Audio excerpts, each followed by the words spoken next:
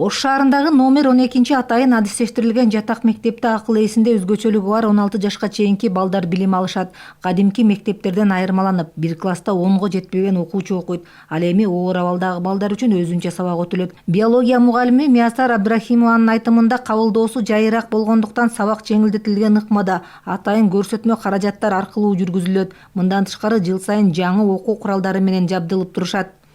Буларды біз индивидуальный сабақ өтөбүз. Мына мисалы билбегендерге біз ошу айрыкча көңүл бурабыз да, индивидуальный баягы сабак өтөбүз. Ооба.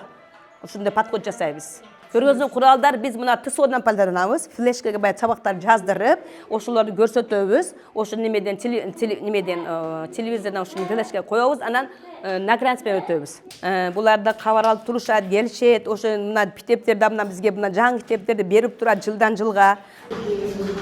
Бул атайын адистештирилген мектепте окуучулар орто билимди толук алуу мүмкүнчүлүгүнө ээ болбогондуктан негизинен аларды кесипке үйрөтүүгө басым жасалат. Ал үчүн бардык шарттар каралып, тигүүчү жабдуулар орнотулган.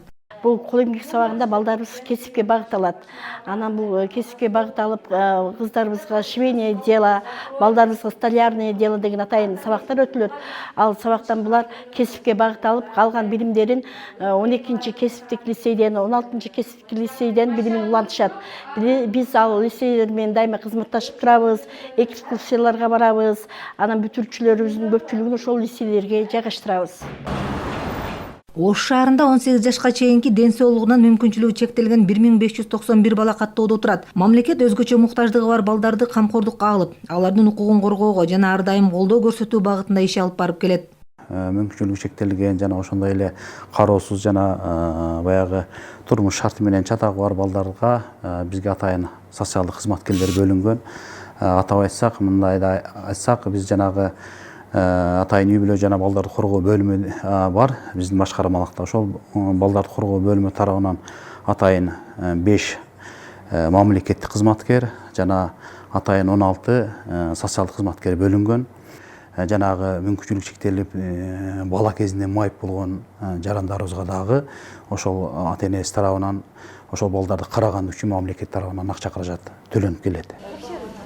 Кыргызстан балдардын укуктары боюнча Бириккен Улуттар уюмунун конвенциясына кошулган балдар укуктары боюнча серепчи Зейнеп Эшмуратованын айтымында өлкө өзүнүн улуттук мыйзамдарын, конвенциянын жоболору менен шайкеш келтирүүдө олуттуу иштерди аткарып, балдардын коопсуздугуна жана бакубат жашоосуна таасир эткен көптөгөн маселелерди чечкен. Ошондой эле өлкөдө балдардын укуктары мыйзам аркылуу бекем корголот.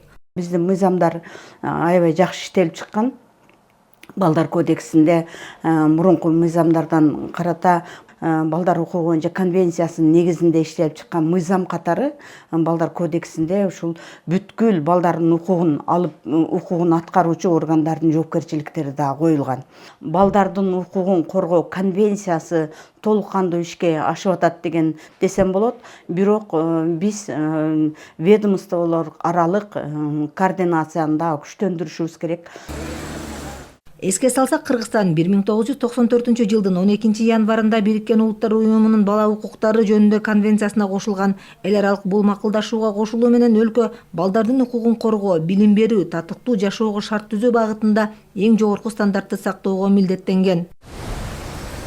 Самара Асанова, Уран Адишев, ЛТР, Ош шаары.